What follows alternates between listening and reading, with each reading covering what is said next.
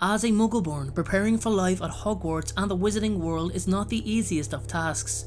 There's certainly a lot more to adjust to in comparison to that of a child already established within the magical sector. Hermione Granger, like many other muggle-borns, adapted to her new surroundings with relative comfort. But how did she do it? How did Hermione Granger prepare for life at Hogwarts?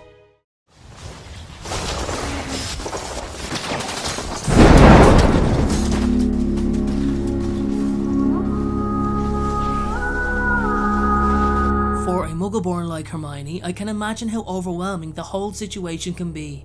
It can almost be surreal, so to speak. So let's go back to the muggle world for a moment, back to Hermione's house, back to her early childhood. As with many magically gifted children, they show signs of magic at an early age, be it in any form, something like levitating a toy, or maybe subconsciously causing household items to disappear. Now bear in mind, her parents have no clue about the existence of magic, never mind the magical world, and it's not shocking to suspect that surely they'd have noticed several incidents over the years where Hermione did some mind-puzzling things.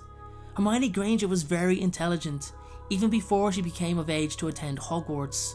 She was well aware that there was something different about her, being able to do things that other children couldn't.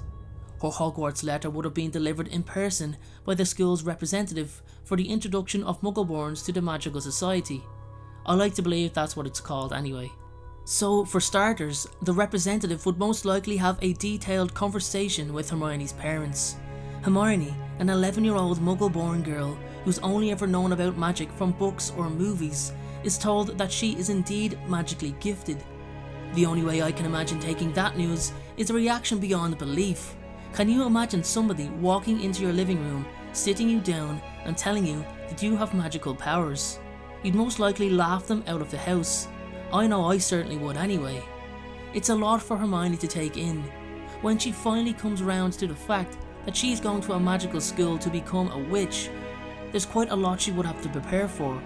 I definitely believe that Hermione, like many other Muggle-borns, are told well in advance in order to prepare for not only Hogwarts but the wizarding world too.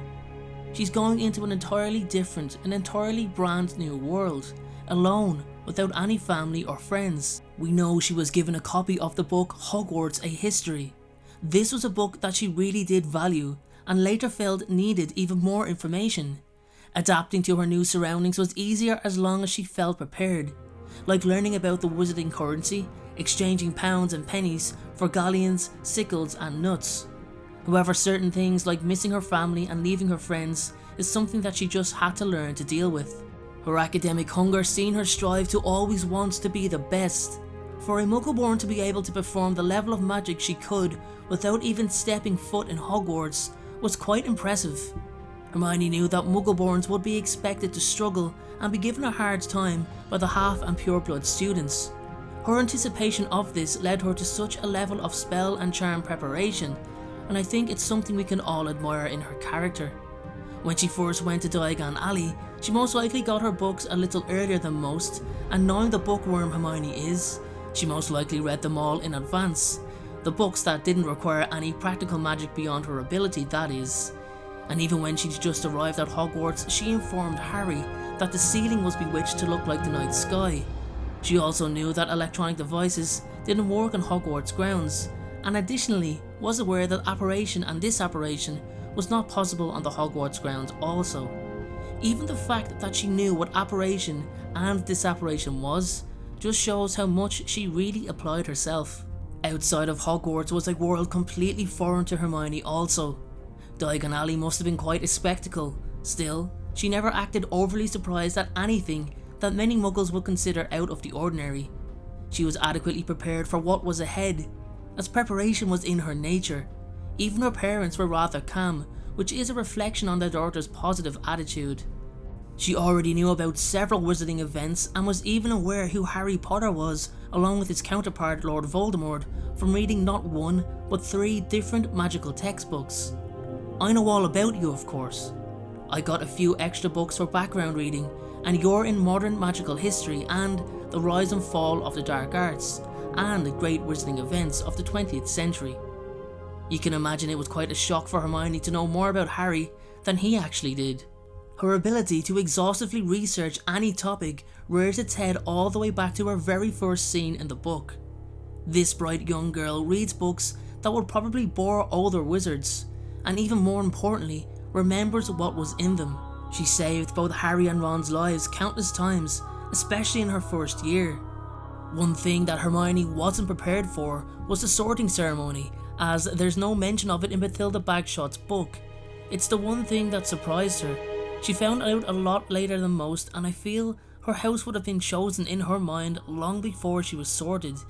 But I honestly believe that Hermione would have had her heart set on Ravenclaw had she known about the houses and their values and traits earlier on. I also believe that she did genuinely want to make friends and most likely would have had a strategy to meet people, hence her efforts to help Neville find his toad Trevor. However, befriending Harry Potter, someone who she'd actually read about and studied his story, along with Ron Weasley, must have been something that once again took her by surprise, as Hermione liked to be in control of every outcome. Now, I don't mean that she wished to control people, but she put her faith in her own ability and expected most situations to fall in her favour if she logically put thought into it. Hermione knew that using a wand would be required in the majority of her classes. It's exactly why she excelled in Professor Flitwick's Charms class, because not only did she stand out for her ability, but she also stood for the fact that muggle-borns are just as talented as pure and half-blood wizards. Her attitude towards entering Hogwarts as an accomplished beginner really did set the tone for her remaining years within the school, and it really goes to show just how effective preparation can be. In a way, Hermione Granger reminds me of Harry's mother, Lily Potter, another muggle-born witch who greatly impressed in her early Hogwarts days. Even before attending the school, she had a very detailed knowledge of Hogwarts, the houses, and was also able to perform some wandless magic before she even stepped through the doors. I think it's really important to understand that a certain mindset really can take a muggle-born far in such a foreign world.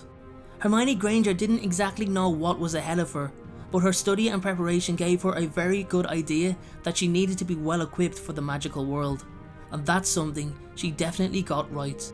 It does leave the question on whether Hogwarts provides additional supports to muggle-borns who may not be as strong-willed or as bright as Hermione Granger. Those who struggle to adapt to life in the wizarding world, for example. I like to think that in such cases, they will be allowed home on the weekends through some method of travel other than the Hogwarts Express, something like the night bus, but maybe with brooms.